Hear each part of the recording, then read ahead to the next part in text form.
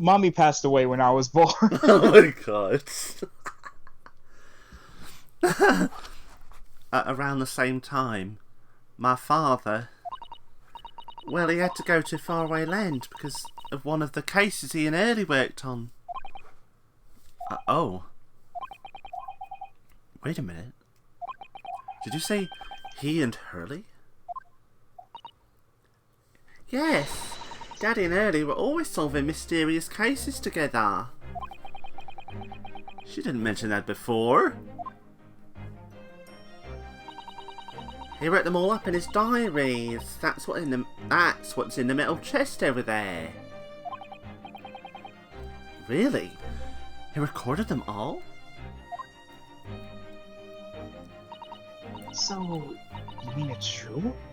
Mr. Sholmes, he really did have a partner with who he tackled some of those taxing cases? Oh, yes. I mean, it's always nice to have one, isn't it? Isn't it? Isn't it? So Mr. Sholmes' partner, oh, was your father? Bum bum bum. Exactly. Harry told me I wasn't allowed to look in the chest, but that only made me want to look even more. So I opened it up. And found your father's memoirs. Yes. So I asked Hurley, who wrote these? Oh God. Who wrote these? He nearly fell off his chair. But then he told me. Oh my god! That's when I found out that the author of all those accounts was my father. She just loses her whole accent when she goes in this. It's just gone. Just like puts on a front, or when she's trying to be happy. So Iris's father was Mr. Sholmes' partner. Iris's father. Wham. I've practically lived with Hurley all my life. I was tiny when she took me in. So, it came as quite a shock. Oh my god. When Hurley told me he wasn't really my daddy, I mean. It must have done. My daddy, I mean. Daddy, I mean. What you want my daddy, alright? I wonder why Mr. Sholmes chose to tell you at such a young age. Hurley says it's because he wouldn't have been able to hide it from me. Oh? Well, having lived with Hurley all these years, Oh you my might God. say that his ways have rubbed off on me. There are some things I can just see. What? Especially lies. I almost know when people are lying before they open their mouths sometimes. Are you, Apollo Justice? Right. Yeah. Cuckoo. Yeah, you apologise. Anyway, I was so fascinated when I read Daddy's diaries. That's what inspired me to write The Adventures of Sherlock Holmes, actually. I'd always assumed Mr. Sholmes simply told you to put all those sort of stories. Yeah, stories, Susato-san. Yes, they're stories. Oh no, I didn't do my warm-ups yet. Oh, Susato, are you breaking up? What's going on? Is your voice alright? Oh no, Hurley's hopeless like that. He forgets everything. As soon as he's solved a case, it all but vanishes from his mind. Oh, I see. The other day it was so embarrassing. As usual, he totally forgot about the case he'd just solved. So the very next day, he gathered together all the people involved and proceeded to solve the case again. It was quite a shock for everyone. You can say that again. share your father's surname, don't you, Iris? That's right. Wilson. Daddy is Dr. John H. Wilson. I learnt from his diaries that he's a doctor of medicine, you see. God. That's what prompted me. Medicine. That's what prompted me to study and study so that I could earn a doctorate as well. I was his father, who went to some distant land and is a doctor by the name of John H. Wilson. Oh, I don't even know the voice of Court this will doctor. now hear the trial of Ryunosuke Naruhodo. Kindly state before the court the name of the victim in this case. The victim's name was Dr. John H. Wilson.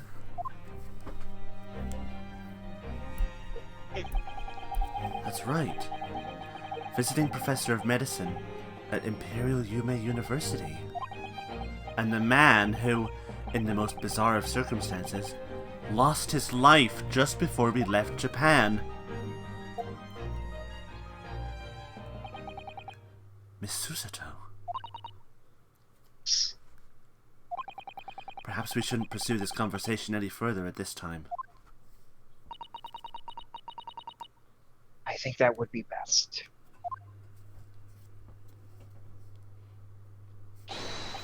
Ah, my dear fellows, how good it is to see you. Mr. Sholmes. Why ever did you not make your presence known to me before?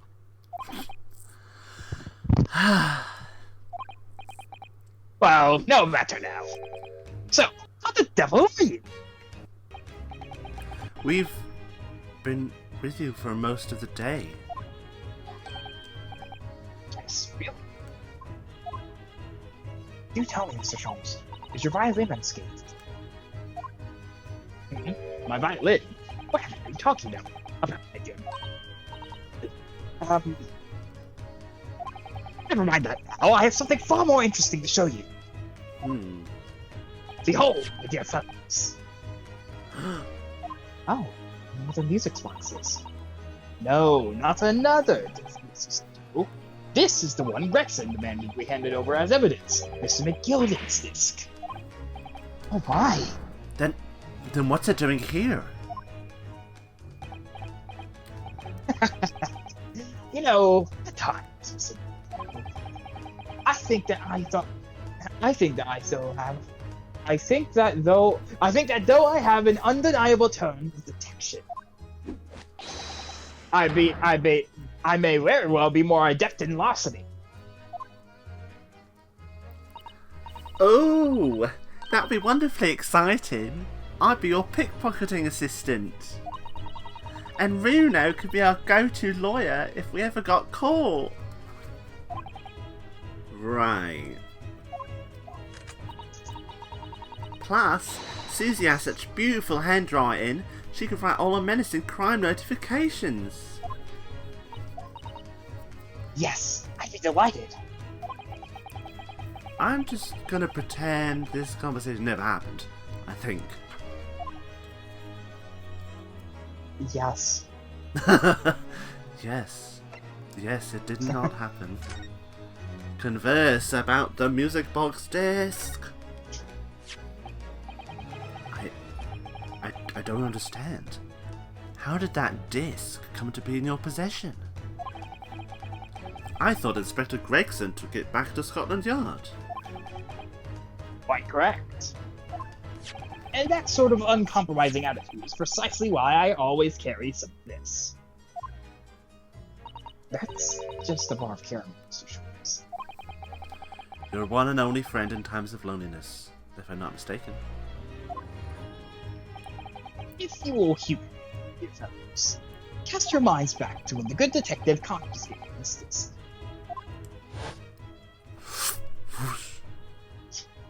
I'll be taking whatever it is of McGilden's down to the yard, thank you very much. So hand it over. Oh, yes, of course. If to put police demand something as evidence, my dear fellow, we have no choice but to capitulate. It is all yours, dear Inspector. For the briefest of moments, I had the disc in my hand. Yes. Yes, you did. But I still don't understand. It was precisely at that moment that I summoned my one and only friend into action. I pressed the disc into the pair of bars, like this. Ooh. That's amazing. The disc and all the minuscule protrusions have made an image in the caramel. Indeed. This caramel is quite exceptional. I developed it myself. Suitably soft for making impressions, resistant to melting. The result of a precisely controlled solution. Oh, extraordinary. Carrying a pair of these in on one's person frequently proves to be useful indeed. Take a house key, for example. A simple press in its unique form is duplicated. I can enter anyone's property at will, and never without hides or gross nourishment. Yeah, that sounds illegal. The image I was able to create this. I confess I was most curious to know what manner the music would issue from the disc when played. Well, gotta ask about the music on the disc. Yeah, what? Like, not gotta ask about Magnus McGilded, and then, like, after that. Yeah, what? Just complete swerve the conversation. So about Magnus McGilded. Do tell us then, Mr. Sholmes. What music does this play? Well, unfortunately, I have no idea. No idea? None whatsoever. Are you familiar with the workings of a music box, my dear fellows? No, I'm afraid not. Goodness! You don't know, Runo? Ooh. Inside a music box, there's a special metal piece called a comb. That's what produces the sound. Oh my god. Small protuberances pluck the different teeth of the comb as they rotate past it, making the different notes. The first music boxes to be invented used a rotating cylinder with protuberances on it. Say it even more, please. Protuberances, they're everywhere. Over the time, a new type of player was produced, which uses discs such as these. With that development, the popularity of music boxes spread far and wide, all around the globe. Why exactly? Because the discs are easy to produce, and can be interchanged to facilitate the playing of different tunes. There are a great many firms in Europe now manufacturing music boxes as a result. It is wonderful to be able to enjoy music, even when no performer is present. But it is the very success of the invention that means we are now presented with an insurmountable problem. What do you mean? As you may imagine, the construction of one's firm music box does not match that of another. And we now have no way of knowing in which music box this particular disc was designed to be played in. There is no resolution to this problem, I'm afraid. It's quite intractable. Ah, I see. So that's why. Naturally, I tested the disc in a few music boxes I have at my disposal. But as you can hear, to no avail.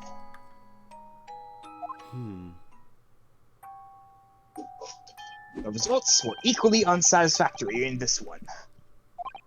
So, I am presently engaged in acquiring an example of all the music boxes ever made in Europe. All of them? Every single one? That's early for you. Always taking things too far. But my dear girl, unsolved riddles quite repugnant in my constitution. But surely all the different types in Europe will amount to a huge volume of music boxes, won't it? Yes, that certainly is true. The worst case, I shall just have to ask you to vacate the act group. What? Oh, Sholmes. Oh, you. Magnus McGilded. Magnus McGill. Not a name I expected to hear again so soon. Yes. It's only been 2 months since that grisly case.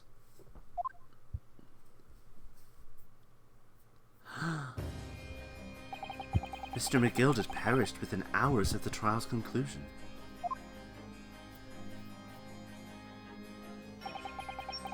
Was it the curse of the Reaper? No one knows, still now. The omnibus was reduced to a pile of ash. Not a shred of evidence remained. And with the man's death, the truth about the murder, in which he was so intimately involved, was buried.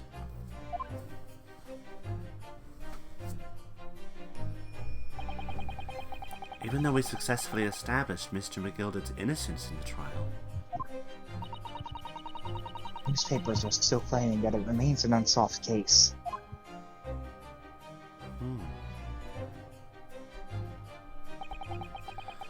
The murder of the brickmaker, Mr. Thrice-Fired Mason.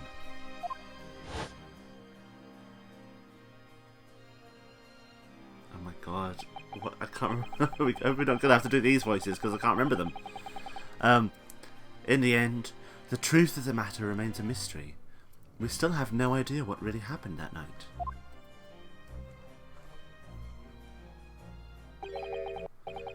And although Mr. McGilded was found not guilty through my defense, I still don't know if that was the right judgment or not. Hello? Oh, hello? Oh, okay. You just went silent for a second. I'm sorry. I think maybe my internet just broke for a few seconds. But I said the bits, the flashback bits. Okay. So the next line is, "It would appear the case is not yet closed" by Sholmes. It would appear the case is not yet closed.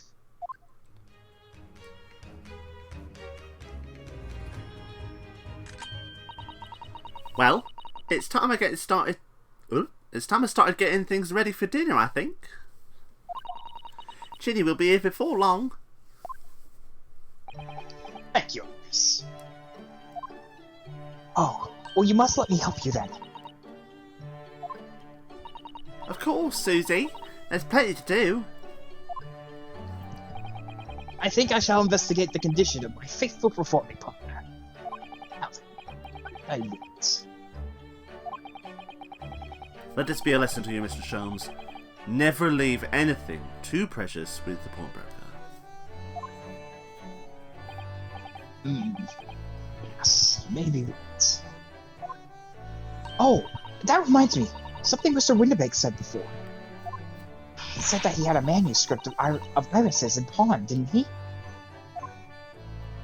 Did he? Yes, he definitely mentioned it. Oh. Yeah. Yes, he I definitely thought mentioned it. Yeah. I would have thought it would have been... Yes, Susato leaned in, so I thought, Yeah. She's not going to be like, nah, he didn't mention it at all. Mr. Sholmes' latest tale of otherworldly mystery lies... Oh, wait, oops. I mean, Mr. Sholmes' latest tale of otherworldly mystery lies dormant in my storeroom, were his words, I believe. So you heard about that, did you? I expect you were as incensed as I was. oh, yes. The idea of such a wonderful story languishing in Mr. Winterbank's storeroom, gathering dust. Gathering dust. My dear madam, I'm sure I told you already. The pawnbroker's storeroom is the safest place for it, more secure than a bank's vault. And what about your Stradivarius, Hurley? Was that safe and secure? Well, there may be the occasions. Caused by a certain impetuous someone not too far from me now. Do you have any idea how long it took me to write that Baskerville story, Hurley? Oh, it sounds so exciting! The Hound of the Baskervilles. I should love to read it. Oh! Wait, how did you know it was the Hound? Oh.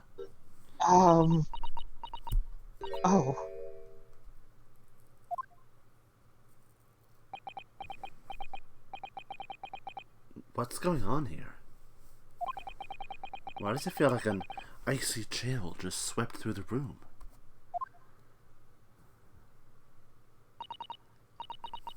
Susie? What did you just say?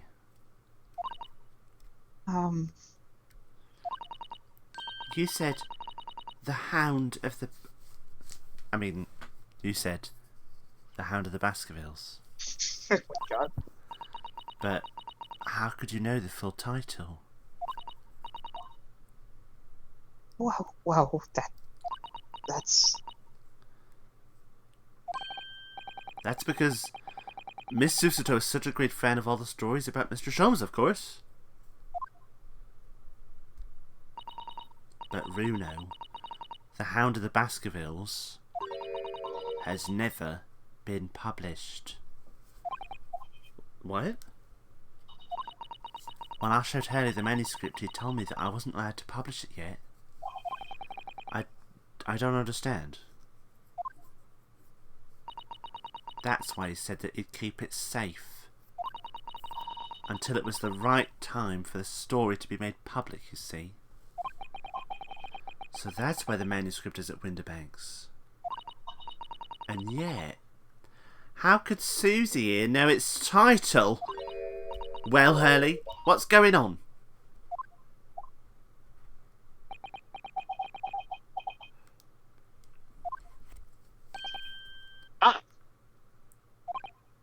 What? What is it, Mr. Sholmes? Here our guest has arrived. Oh my god.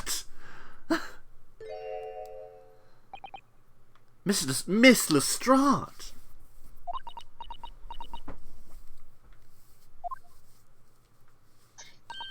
This was a bad idea. I knew I weren't welcome. I'm going.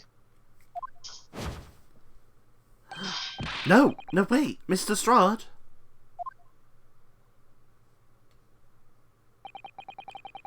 We've all been eagerly awaiting her arrival. Haven't we, Iris?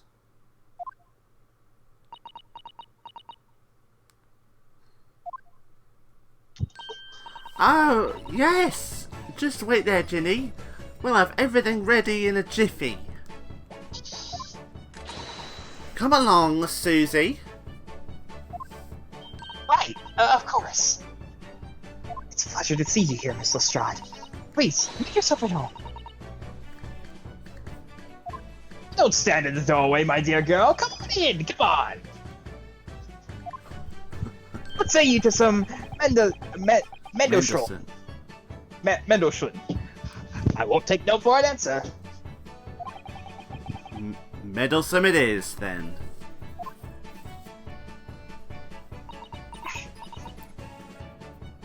Y'all a bunch of loony bins, you know that?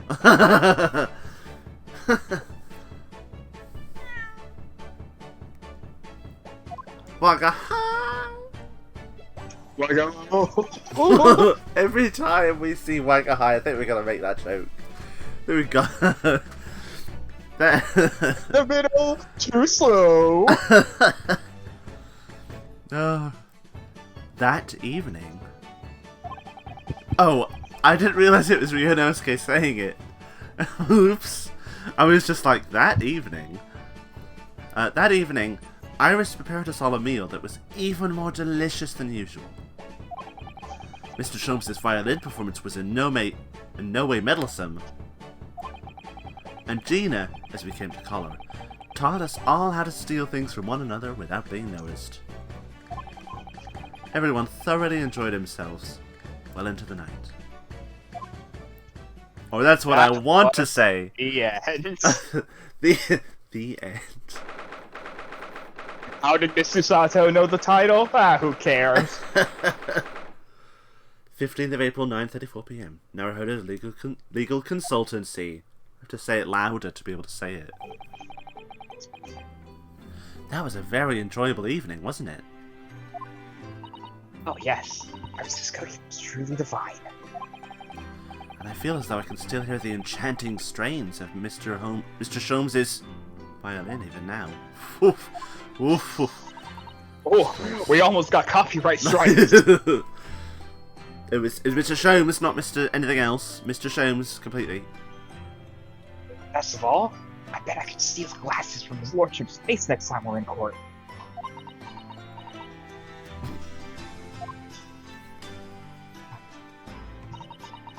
No, listen.